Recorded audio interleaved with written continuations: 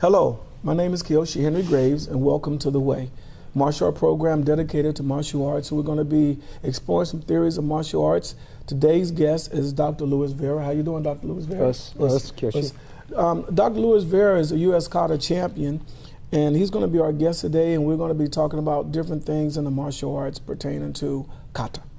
So, Doc, let me ask you a question. In your dealing with Kata, do you find any particular martial arts style more susceptible to Kata or better in Kata, or is they all the same? I think they're all the same. I think what it comes down to ultimately is the practitioner that makes the style, not the style that makes the practitioner. I think in terms of competition, some styles are a little bit more versed for national, international competition. Shotokan is a very accepted style. Shita-ryu is a very accepted style. Goju-ryu, which is my style, is a little bit more difficult to kind of win internationally and nationally. However, it has won titles in that ranks. Ishin-ryu, the major traditional styles, they're all, well accepted. However, I think just because of the way from judging, some may have a little bit more advantage than others. Okay. And dealing with Kata, do you see from, say, I hate to use the word old katas, new kata, intermediate katas. In other words, when they first came out with kata, back when the masters formed a kata, and the day kata, what's the difference in those two variations of how they do the kata? I think, in terms of tradition is kind of the term that's kind of utilized in basically competition. Traditional is meant to be unchanged. However, it appears that, to kind of get original katas and forms, there is some variation. So there are basic steps in terms of each of the katas. However, as to strictly traditional, it can be very, very subjective.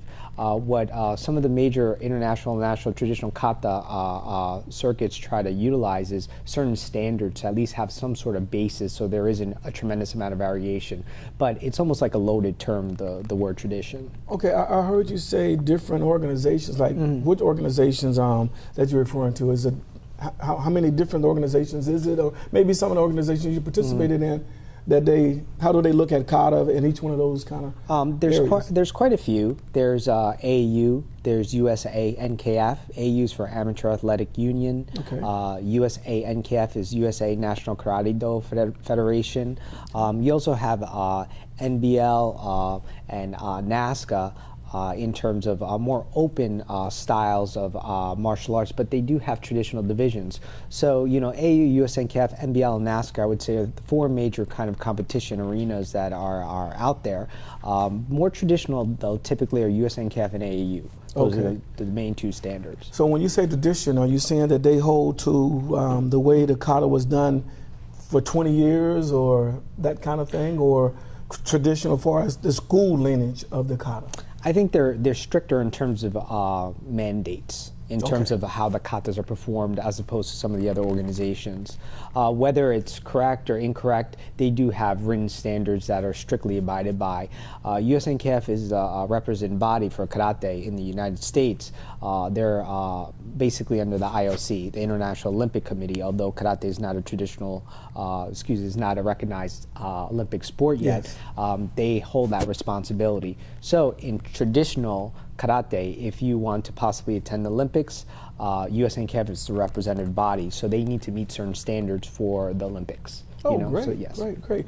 In your years of participating in kata, do you feel that most practitioners are open, or in other words, the open division is one division, maybe you participate in a more of the traditional division. Do you find, dealing with the more traditional division, you find more of a higher standard, or in the open arena, do you find eclectic kata, something which is one better than the other? That's my question. I wouldn't say one is better than the other. I would say that they're different, and they have same standards within their discipline. Open being open, traditional being traditional. So I would not say one is better than the other, for sure. Again, it comes down to the practitioner, not the style. The practitioner is what makes the style, not vice versa. Well, I guess I'm trying to ask you a question pertaining to the kata. What do you look for in kata when you say in a competition, are we going for flashy? Are we going for balance? Are we going for technique? Are we going for power? What would be some of the major attributes? I mean, things that the kids that say they want to be a U.S. Kata champion, what would you tell them they need to focus more on? In terms of, there are many judging there's many different types of judging in terms of kata. What I utilize and I think is very good is basically a triad: spirit, power, and technique. Okay. Spirit in terms of the spirit of the individual, in terms of the performance of the kata, whether it's open or traditional. Power in terms of force equals mass times acceleration. Okay. And technique in terms of technically, how are they proficient? How is everything in terms of symmetry? How's everything in terms of angles and so forth? So basically those three premises, I think, in terms of any type of kata competition are very, very good to utilize. I know I utilize them as a referee, as a third for each. And then ultimately whomever dominates in terms of the three would get the higher score. Okay. When you're doing a kata, do you have, for people out there that might not know, major katas, minor katas, or in between katas? Major katas and minor katas, it depends on kind of how you look at it. There's some katas that are more utilized in competition, and the reason is because they tend to bring in the higher scores. Okay. Some, in terms of for competition, they may be a little bit easier to utilize, and that's what I discussed before in terms of styles also. Some styles in terms of competition are kind of easier to judge or looked upon in terms of competition. So even some of the practitioners will kind of divert from their own style and go to another style that may be more easily attainable in points in terms of competition. Well, in kata, is empty hand kata, in your opinion, is it more harder to do than weapon kata, or are they both the same? I would say they're the same. Basically, you have kata and kobudo. Kobudo is weaponry, as you had mentioned, and essentially weaponry is just an extension of the hand.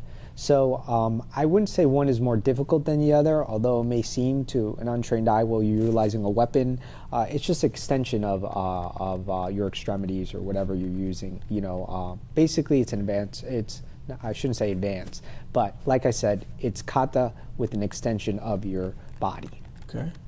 Can you tell us a little bit about some of the tournaments you've been in, and some of the events that you have traveled and placed in, and how did you prepare yourself for Yes, okay. Well, I've done both the traditional and open circuits, AAU, USNKF, NASCA, NBL, and I think initially I was more basically from my training and how I was raised in the dojo, we were more involved in open tournaments for a long time.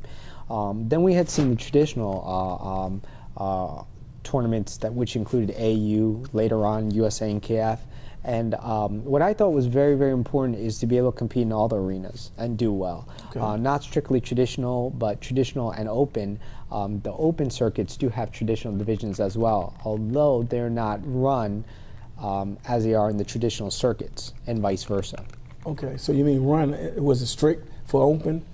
Well, I mean the kata when they're doing is like you can have your gi so far from the floor or some far from your ankle, and in an open division it may not be that way. Is that what you mean? I would say in terms of the open circuits, they have traditional divisions, but they don't have the strict standards that some of the more traditional circuits do.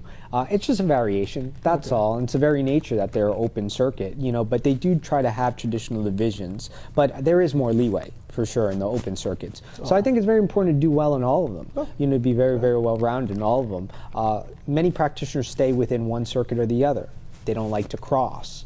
And the reason for that is because of difficulties that makes it very challenging. But I think some of the best competitors that are out there currently do transition and cross into both, yes. What is your favorite or your most memorable tournament you competed in?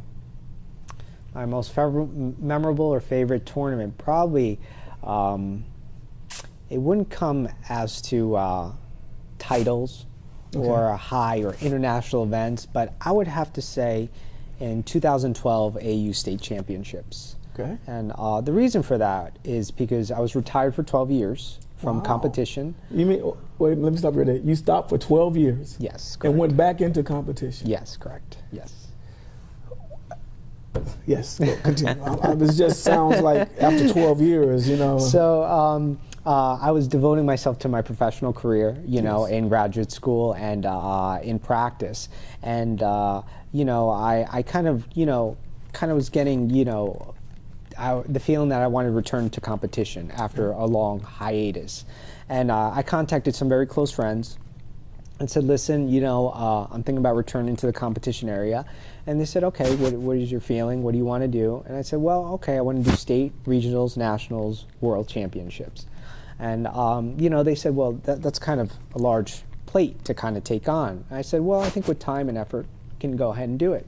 So we put things in place and started training, which was very, very difficult because the 12 years was basically time of deconditioning, and not only lack of training, but deconditioning.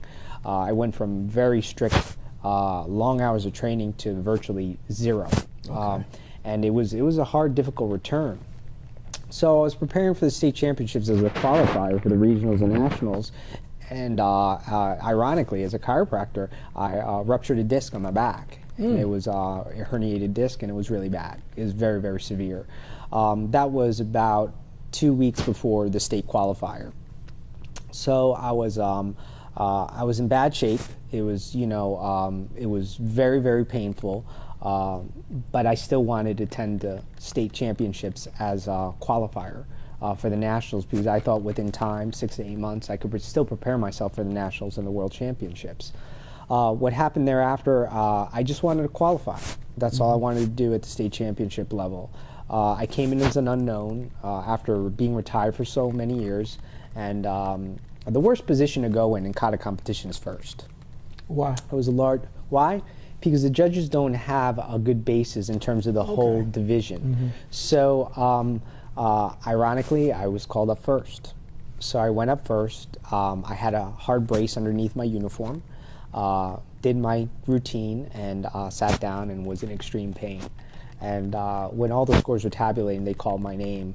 I was shocked. Wow. I think that was one of the greatest accomplishments that I had done because it was what I had to do to get there. You know, the training in terms of years of being retired and the pain and the hardship, what true karate is. Yes. You know, basically getting over obstacles. And to this day, I would have to say that is one major title win that I still remember. Well, that's great. You know. We'll be right back with Dr. Vera in just a few minutes.